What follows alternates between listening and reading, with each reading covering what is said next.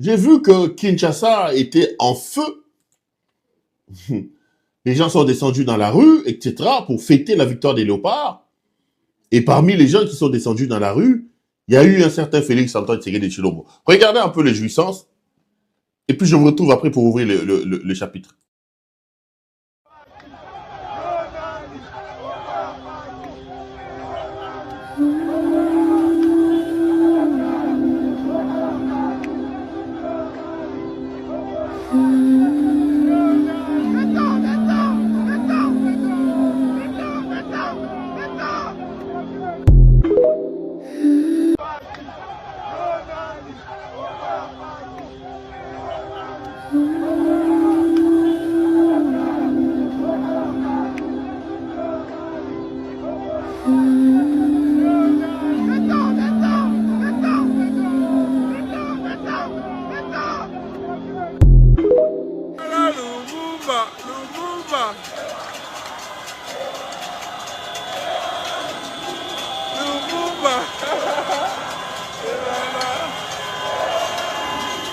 Léopard, non, vous savez bien.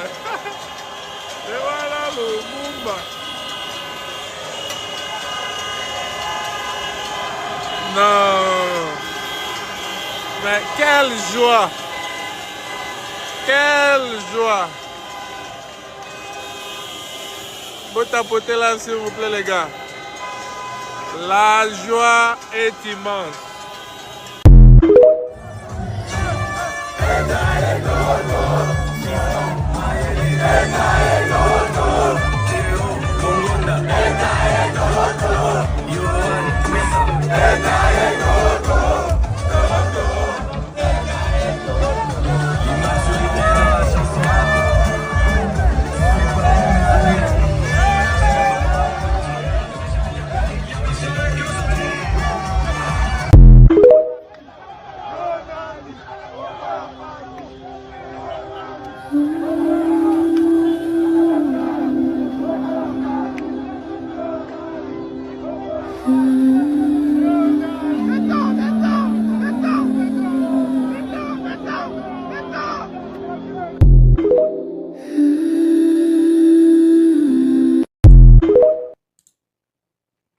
On est de retour sur ce plateau. Là, vous avez vu donc, je vous ai donné la réaction de l'entraîneur de Léopard, ce qui est d'ailleurs normal parce que c'est un peu lui qui est au four et au moulin par rapport à ce qui se passe là-bas. Après, je vous ai donné des jouissances. Avant de vous donner les informations à ma disposition quant à ce, je voudrais d'abord ici commencer par 2-3 choses par rapport à ces léopards. J'ai l'impression qu'il y a quelqu'un à qui on ne rend pas trop hommage quand on parle des léopards, parce que les gens se sont réjouis, etc. J'ai vraiment l'impression on oublie quelqu'un. La personne, c'est monsieur ici, Félix Oisé, quoi que beaucoup appellent monstre, etc., etc. Je reviendrai. Quand je regarde son cas, quand je regarde sa situation, j'ai parfois les larmes aux yeux parce que sa situation résume au mieux la détresse et la négligence dont sont victimes la plupart de nos artistes. Aujourd'hui, j'étais en train de rouler avec des amis dans la voiture, des amis notamment africains. On écoutait de la musique, on a commencé à discuter un peu de la musique. On a tous été unanimes sur la pauvreté de nos musiciens, etc. Et quelqu'un était en train de dire, expliquant la situation au Congo, en disant au Congo, tu peux voir quelqu'un qui est une star, mais en réalité, ils ont un système qu'ils appellent Matolo. Moi, je suis congolais, je connais bien le Matolo. Ils ont dit Matolo, j'ai rigolé. Qu'ils appelaient Matolo, c'est des gens, des mendiants en réalité. Donc, c'est des gens d'autres nationalités. Moi, j'étais au volant avec des camarades, on discutait. Donc, c'est des petits pauvres qui nous impressionnent, mais en réalité, ils n'ont rien. Au Congo, quand ils tombent malades, ils doivent appeler les autorités et ils deviennent les sujets de moqueries, etc., etc. J'ai expliqué que le problème de ces gens-là, c'est le système dans lequel ils évoluent. Parce qu'en réalité, l'État dans un pays moderne a pour rôle de mettre en place des mécanismes. L'État a pour rôle de mettre en place des principes. L'État fixe le cadre à l'intérieur duquel s'exercent les libertés, les droits et libertés des individus. Et l'État s'assure que les cadres par lui posés soient respectés. Et c'est là qu'on parle du Léviathan, on parle du monstre. Parce que par essence, l'homme est un animal désordonné. L'homme est un animal qui ne respecte pas les principes. Donc, à un moment donné, dans la théorie de la création de l'État, il a fallu qu'on supplante à l'homme un être, ou plutôt un être imaginaire, mais qui dispose de plus de forces coercitives contre cet homme-là, comme l'homme, contre l'homme, pour essayer de recadrer, pour essayer de borner d'une certaine manière, mettre des bornes sur le comportement de l'homme. On fixe les frontières à l'intérieur desquelles les uns et les autres engouffrent leur comportement, engouffrent leur liberté, et il y a un monstre qui s'assure de la bonne exécution de ces principes et qui fait appliquer ces principes avec des sanctions contre le récalcitrant. Donc ces gens qu'il nous faut des matalana, alors qu'en réalité c'est des mendiants, comme disaient mes interlocuteurs, alors qu'en réalité, c'est des pauvres. Ne suivez pas toutes ces bêtises que ces gens racontent. Les Kofi Olomide, les JB, les Wera, tout ce monde-là, c'est des petits débrouillards. Mais dans le fond, c'est des matolistes et des gens qui courent derrière, soi-disant mécènes. Quand on voit ces gens-là en train de demander de l'argent, vous avez l'impression que c'est le jour et la nuit. C'est des matolistes et des mendiants des grands chemins. Mais c'est pas de leur faute. Aujourd'hui, on peut bien se moquer d'eux. C'est ce que j'étais en train d'expliquer à mes interlocuteurs cet après-midi. Ce n'est pas de leur faute. C'est l'État qui ne les aide pas.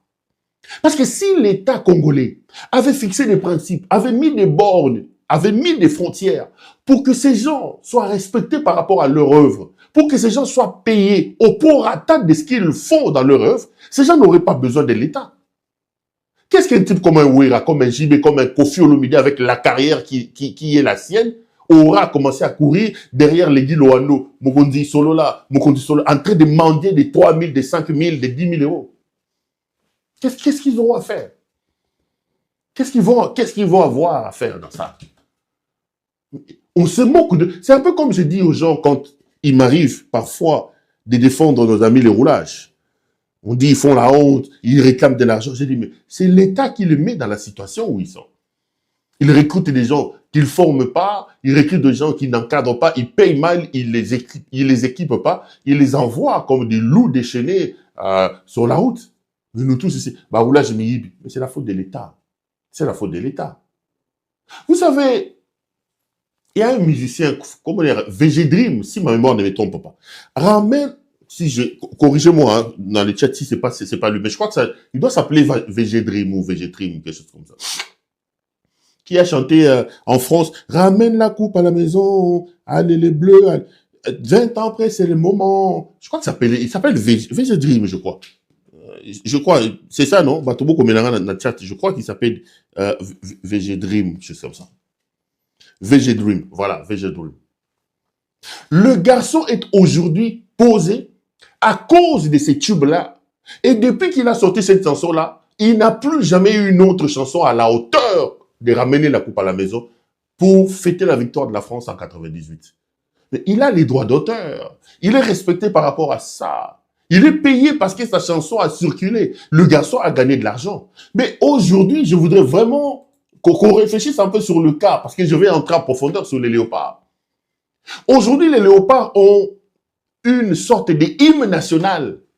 Fimbu, Fimbu, Fimbu. Qu'on l'aime ou qu'on l'aime pas, aujourd'hui, c'est une sorte d'hymne qui accompagne cette équipe-là. Mais ce hymne-là, national-là, des sports, des léopards, a son père Boka. Le père Boka qui a écrit l'hymne national, c'est Félix Soizé, quoi. Monstre d'amour, comme il aime bien se faire appeler. Vous savez que moi, la musique, c'est pas trop mon dedans. Ah, en 2018, pas en 1898, oui. Mais qu'est-ce que ce monsieur a gagné? Qu'est-ce que ce monsieur a gagné? Bah, comme Ozobanzem Bonaye, Boudimou, il met ça dans des spots. Aujourd'hui, Fimbu est devenu pratiquement une chanson internationale. Il y a même des équipes à l'étranger qui ont récupéré la célébration. Mais qu'est-ce qu'on a fait de l'auteur de cette chanson-là? Qu'est-ce qu'on en a fait? De ce monsieur qui nous a fait danser avec cette chanson. De ce monsieur qui a consacré son temps, son énergie. Parce que la composition appelle à mettre en place l'intelligence.